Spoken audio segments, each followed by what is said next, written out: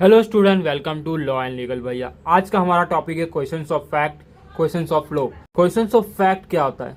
तो questions of fact यानी कि एविडेंस, प्रूफ, विटनेस। जब भी एक मुजरिम के खिलाफ या क्रिमिनल के खिलाफ जो पर्सन सबूत लाता है या विटनेस लाते हैं कोर्ट में, उसे कहा गया है क्वेश्चंस ऑफ फैक्ट। यानी कि एक पर्सन जो भी, जब एक केस कोर्ट में केस चलता है, मैं आपको एग्जांपल देता हूँ, केस है कोर्ट में चल रहा है, वहाँ पे जो क्रिमिनल है, जो मुजरिम है, जिसे आरोपी माना गया है, उसके बिहाफ में, उसके लिए जितने भी प्रूफ मिलते हैं हमें कि ये पर्सन अगर मुजरिम है तो इसने जो गुनाह किया है, क्यों किया है, और किसको मारा है, किस हथियार से मारा है, और कौन से टाइम, कौन सी वजह थी, वो पर्सन ने ऐसा क्यों किया, वो जितना डिटेल होता है, इसी को कहा गया है क्वेश्चंस ऑफ फैक्ट। और जब ये पता चल जाता है कि यही पर्सन ने उस पर्सन को मारा है, और बाद में जो जजमेंट मिलता है, लॉ जज जो जजमेंट देता है उस केस पे, डिसीजन देता है, उसको कहा जाता है क्वेश्चंस ऑफ लॉ। तो हमारा क्वेश्चंस ऑफ फैक्ट भी पता चल गया। अब लॉ, अब मैं आपको और क्लियर करता हूँ, एग्जाम्पल समझाता हूँ। हम एक एग्जाम्पल लेते हैं। ये एक पर्सन है, ये एक पर्सन है। आई होप आपको ये समझ आ गया कि क्वेश्चन ऑफ फैक्ट क्या है और क्वेश्चन ऑफ लॉ क्या है। क्वेश्चन ऑफ फैक्ट यानी कि ये एक कोर्ट है, कोर्ट रूम में दो पार्टीज होते हैं, पार्टीज 1, पार्टीज 2। पार्टीज जो 1 है, ये क्या है? क्रिमिनल, ये इनोसेंट है, इसका हत्या हो गया है, इसने इसका हत्या कर दिया। तो यहाँ पे इसने क्यों किया, ये क्वेश्चन अराइज होता है कि उसने ये क्यों किया। आपके मन में भी एक क्वेश्चन अराइज होता है कि उसने क्यों मारा, वो तो समझो ये इसका दोस्त था, तो आपके मन में ये क्वेश्चन तो अराइज होगा, उसने ये अपने दोस्त को ही क्यों मार दिया। तो इसी को हम कहते हैं क्वेश्चन ऑफ फैक्ट। जितने भी सबूत मिलते हैं ना इस पर्सन के खिलाफ, उसी को कहा जाता है क्वेश्चन ऑफ फैक्ट। और जब सबूत क्लियर हो जाते हैं कि इसी पर्सन ने इसको मारा है, तो जो जजमेंट यानी जो जज हम उस पर डिसीजन देता है, उसको कहा जाता है क्वेश्चंस ऑफ लॉ। तो आई होप आपको इन दोनों के बीच में डिफरेंस क्लियर होगा। अब मैं एग्जांपल देता हूँ। ये एक पर्सन है, पर्सन ए, पर्सन बी। अब इसने इसको मार दिया, ठीक है। ये रहता था मुंबई ईस्ट में और ये वेस्ट में। अब इसने इसको मार दिया। अब पुलिस आई, इसको, ये पुलिस के सामने आया और पुलिस ने इसको पकड़ लिया। मैं आपको सिर्फ बता रहा हूँ, इसने पुलिस को अपने आप गिरफ्तार कर दिया क्योंकि मैंने इसे मार दिया। अब जब ये कोर्ट गया केस, तो इन दोनों में, तो इसके बिहाफ पे एक वकील था यानी कि एडवोकेट, इसके बिहाफ पे एक एडवोकेट था।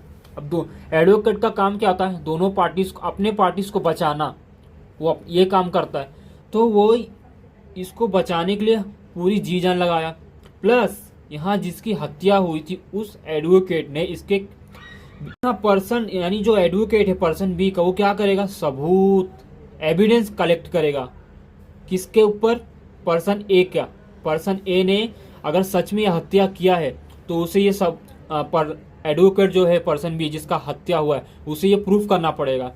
तो ये जो एविडेंस कलेक्ट करता है, जो प्रूफ करता है कि हाँ पर्सन ए नहीं मारा है, उसी को हम कहते हैं क्वेश्चंस ऑफ फैक्ट। यानी कि जितने भी इसके पास जितने भी सबूत मिलेंगे इसके ऊपर, जितने भी एविडेंस। अब देखिए यहाँ एक पर्सन था, पर्सन सी।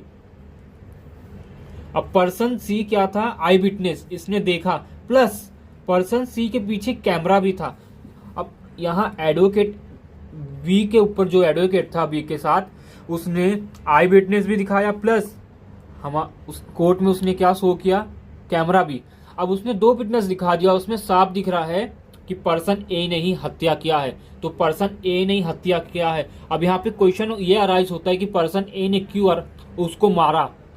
अब ये ईस्ट में रहता था, तो वेस्ट में क्या काम था, क्यों गया, और उस पर्सन से इसका क्या रिलेशन था, क्यों मारा, कौन सी ऐसी वजह थी। ये जितने भी क्वेश्चंस आपको अराइज होते हैं ना, इसको ही हम कहते हैं क्वेश्चंस ऑफ फैक्ट। और क्वेश्चंस ऑफ फैक्ट ये भी होते हैं, प्लस जितने भी सबूत मिलते हैं हमें इसके ऊपर जिसने मारा है, वो भी क्वेश्चंस ऑफ फैक्ट है।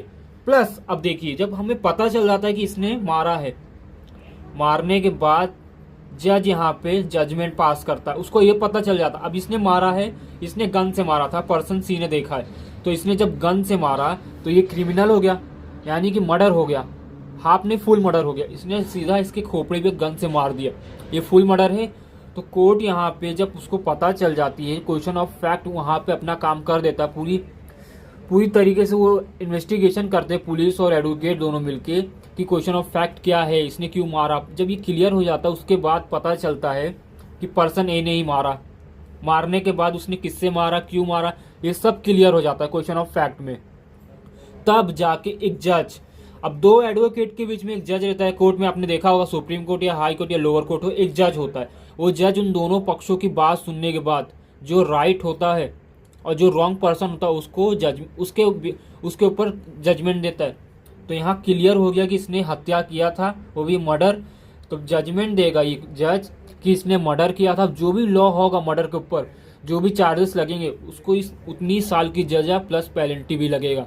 तो उसी को कहते हैं क्वेश्चंस ऑफ लॉ, यानी कि जो डिसीजन देता है जजमेंट, जो जजमेंट और डिसीजन दिया जाता है एक जज के थ्रू क्वेश्चन ऑफ फैक्ट के बाद, पूरी कहानी सुनने के बाद उसने ऐसा क्यों किया, उसको ही कहा जाता है क्वेश्चंस ऑफ लॉ। ये हमने देखा किसमें, क्रिमिनल में। अब मैं आपको एक और केस दिखाता हूँ क्रिमिनल में, आपको ये समझा नहीं होगा मेरे ख्याल से। मैं एक लेटेस्ट और फेमस केस दिखाता हूँ। हम ले लेते हैं शाहरुख खान के बेटे के ड्रग्स केस। ये आर्यन खान है। अब ये वो पुलिस वाला है, ड्रग्स वाला, जो आर्यन खान को गिरफ्तार कर लिया। क्यों? कि आर्यन खान के पास क्या था, ड्रग्स। अब यहाँ पे क्वेश्चन ऑफ लॉ क्या है और क्वेश्चन ऑफ फैक्ट क्या है, ये मैं आपको बताता हूँ। देखिए, क्वेश्चन ऑफ फैक्ट क्या है कि आर्यन खान उस दिन वो ड्रग्स हाउस में क्या कर रहा था। क्या आर्यन खान ने ड्रग्स लिया था उस दिन? क्या आर्यन खान डीलर है? वो कब से ये काम कर रहा है? और ये इनके फादर शाहरुख भी इसमें हैं क्या? इसमें पार्टनरशिप या शामिल है? ये जितने भी क्वेश्चन है ना, इसी को कहा जाता है क्वेश्चन ऑफ फैक्ट।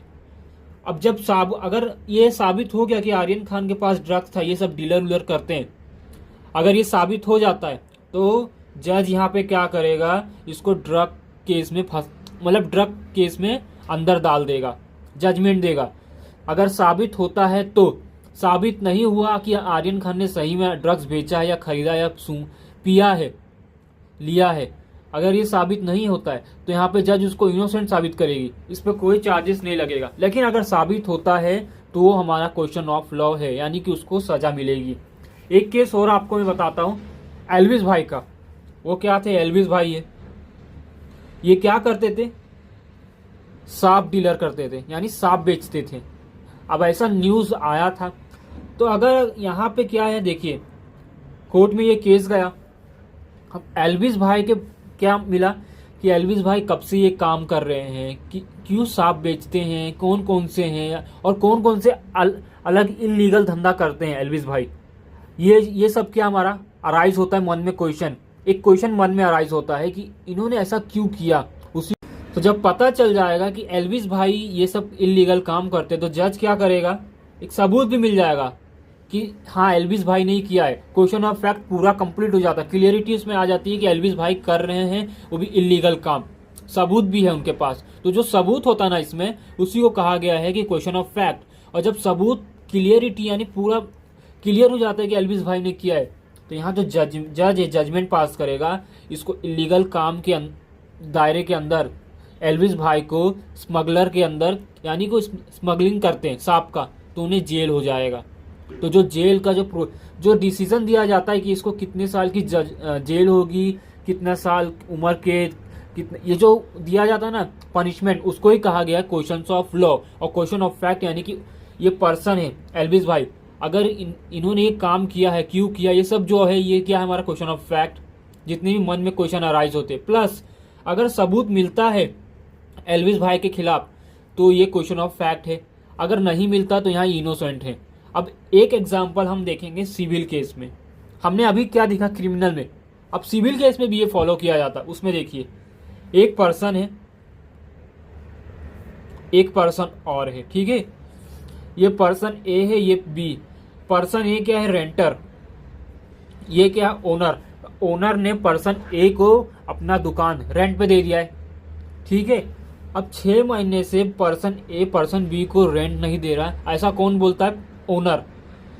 तो ये जो मामला है ये कोर्ट गया, सिविल कोर्ट गया, वहां पे जज ने बोला सब दोनों एडवोकेट्स के थ्रू से पूछा कि इन दोनों का अकाउंट स्टेटमेंट दिखाओ, वो चेक किया जाएगा। फिर पर्सन ए के यानी कि ओनर के, तो यानी कि जो पर्सन बी का जो उनका घर यानी जो स्टोर है वहाँ पे जो पर्सन ए रहता है वहाँ पे सब जाएंगे, आस पड़ोस में पूछेंगे गाले वाले से, स्टोर वाले से, क्या सच में पर्सन बी ने 6 महीने से रेंट नहीं दिया है कि, और या उसका मालिक हर महीने रेंट लेने आता था। ये सब इंक्वायरी किया जाएगा, यानी प्रूफ निकाला जाएगा कि इन दोनों के बीच में सच में ऐसा हुआ है कि ये हमें झूठ बोल रहे कोर्ट में आके, कि सच में। स्टेटमेंट देखा जाता है, जितने भी वॉलिड प्रूफ हैं, जैसे कि सिटीज आस पड़ोस में पूछा जाएगा, मैं इसके हिसाब से बता रहा हूँ, आस पड़ोस में पूछा जाएगा कि 6 महीने के इसमें सच में भाड़ा दिया है कि नहीं, क्या ओनर सच में आता था भाड़ा लेने। फिर इनका अकाउंट चेक किया जाएगा, स्टेटमेंट 6 महीने का लेन देन देखा जाएगा, सच में दिया है कि नहीं। ऑफलाइन ऑनलाइन दोनों चेक किया जा सकता है। पूरी इन्वेस्टिगेशन करते, उस इन्वेस्टिगेशन जो होता है ना उसी को कहा जाता है क्वेश्चन ऑफ फैक्ट। तो यहाँ पे हमें पता चल गया कि क्वेश्चन ऑफ फैक्ट क्या है। प्लस अगर देखिए ये पता चल जाता है कि पर्सन बी ने सही में उसको 6 महीने से भाड़ा नहीं दिया है, फिर यहाँ पे एक क्वेश्चन अराइज होता है कि इन दोनों के बीच में वॉलिड कॉन्ट्रैक्ट था कि नहीं। अगर वॉलिड कॉन्ट्रैक्ट नहीं रहेगा तो ये केस कभी कोर्ट में जा ही नहीं पाएगा। लेकिन अगर वॉलिड कॉन्ट्रैक्ट है, ये भी क्या है हमारा question of fact, valid contract ये भी क्या है, क्वेश्चन ही ऑफ फैक्ट है। अगर वॉलिड कॉन्ट्रैक्ट है तो ही ये केस कोर्ट में जाएगा, अदरवाइज ही नहीं जाएगा। चलो मान लेते हैं अगर ये कॉन्ट्रैक्ट बना है दोनों के बीच में, पर्सन बी ए ने 6 महीने से भाड़ा भी नहीं दिया है, तो यहाँ जज जो है इसमें जजमेंट देगा, यानी डिसीजन देगा कि पर्सन ए को बोलेगा कि उस जितने भी 6 महीने का भाड़ा उस पर्सन बी को दो, भाई ऐसा मत करो, ये इलीगल है, आप दोनों के बीच में कॉन्ट्रैक्ट भी बना है, ऐसा उन दोनों को समझाएगा। प्लस पेनल्टी भी लग सकता है या कुछ सज़ा भी हो सकती है सिविल में, अब उतना मुझे नहीं मालूम, लेकिन मैं एक समझाने के लिए आपको बता रहा हूँ। तो यहाँ पे क्या था, जितने भी इन्वेस्टिगेशन प्रोसेस होते हैं उसको कहा जाता है क्वेश्चन ऑफ फैक्ट। फिर जो डिसीजन देते हैं एक जज, उस केस को सुनने के बाद, हाँ पर्सन ए ने ऐसा ऐसा किया है। देखिए मैं बता देता हूँ, जजमेंट कब मिलता है, जब क्लियरिटी हो जाता है कि हाँ वो पर्सन ने ये खून किया है या भाड़ा नहीं दिया है, किस चीज़ से मारा है, तभी जजमेंट क्लियर होता है। हम डायरेक्ट जजमेंट नहीं देख सकते। आप भी पिक्चर में वो देखते होंगे कि 3-4 डे मिलते हैं कोर्ट में, नेक्स्ट डे हियरिंग आता है, उसके बाद दोनों पक्षों की बात सुनने के बाद जजमेंट दिया जाता है। तो उसी जजमेंट को हम कहते हैं क्वेश्चन ऑफ लॉ और क्वेश्चन ऑफ फैक्ट यानी कि एविडेंस।